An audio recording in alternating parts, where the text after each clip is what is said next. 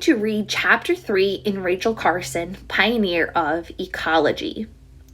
At this point in our story, Rachel Carson has entered Pennsylvania College for Women, okay? And so now she's trying to think, well, what does she want to study? So when you go away to college, boys and girls, you are going to pick something you want to study. And that's going to go along with what you want to be. So for me and for all of your teachers, when we went to college, we decided we wanted to be a teacher, specifically elementary teacher. So we studied elementary education, which allows us to be your teacher. So this is where Rachel Carson's at. So she's trying to figure out what she wants to be. So today we are going to pick up with Chapter 3, Writer or Scientist. Rachel entered Pennsylvania College for Women in 1925, during the middle of the Roaring Twenties. At last, the war was over. Hems were raised to the knee for the first time. Businesses were growing. The whole country was in a playful mood, a mood 18-year-old Rachel could not share. It was hard on Rachel not having the money that the other girls did. It meant she couldn't have lovely new clothes. Even so, she always dressed with care. She wore only a touch of lipstick, and her soft brown hair was held neatly with the barrette. She was slender and attractive, but when classmates invited her along to the movies or to go out for sodas that she couldn't afford, Rachel had to make excuses. She felt lucky to be in college at all, and she told herself she was there to learn, not to play. Rachel did everything she could to learn more about writing.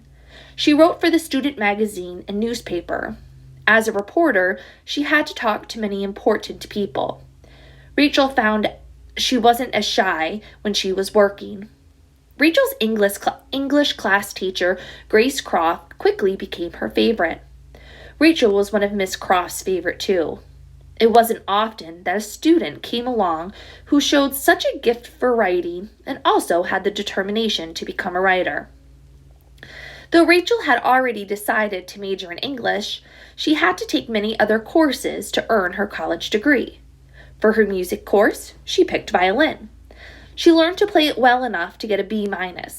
Rachel was one of the top 10 students in her class by the end of the first year. In her second year, Rachel had to take a science course. She didn't want to. Though she always had found nature exciting, her high school science class had been dull. Rachel found nothing dull about Miss Mary Skinker's biology class. Miss Skinker led many field trips to the state parks. Once, she took them to a spot where a hillside had been blasted away to make flat space for railroad tracks. With hammers and chisels, the girls split apart layers of rocks.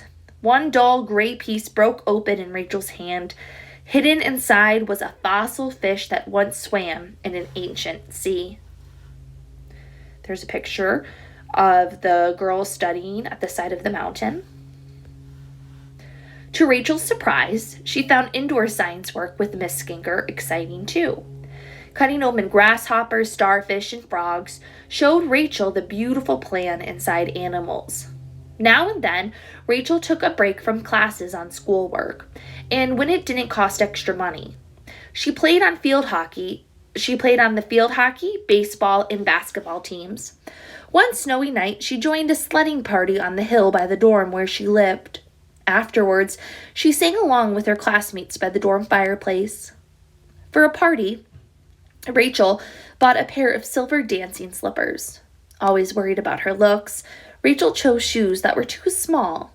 They made her feet look nice and tiny, but they hurt.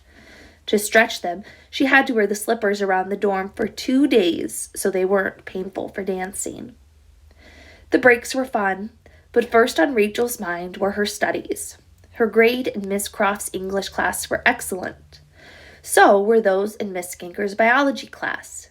In those days, people thought the arts were the opposite of the sciences. They thought no one could be good in both. Rachel felt she had to choose between two fields, between two wonderful teachers, and between two careers. I thought I had to be one or the other. It never occurred to me, or apparently to anyone else, that I could combine the two careers. If Rachel switched to biology, there would be no more of Miss Croft's wonderful English classes, no more free time to write. Yet, The beauty of science, the world of Mary Skinker called to her. One stormy night, Rachel sat alone in her dorm room, worrying over her decision. Hoping to calm herself, she reached for a book of poems. Sometimes Rachel wrote poetry she had always enjoyed. Sometimes Rachel wrote poetry and she always enjoyed reading it.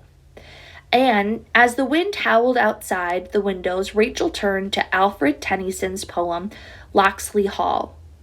The storm and Tennyson's magnificent words wove their spell around Rachel. The hero in the poem doesn't know what to do either. He thinks about running away forever to an island. In the middle of the poem, Rachel stopped, caught by the beautiful line, "For the mighty wind arises, roaring seaward, I go."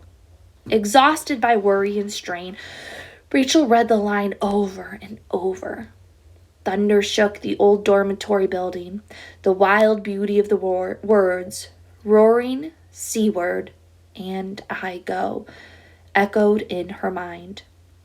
30 years later, she said, I can still remember that line spoke to something within me, seeming to tell me that my own path led to the sea, and that my own destiny was somehow linked to the sea.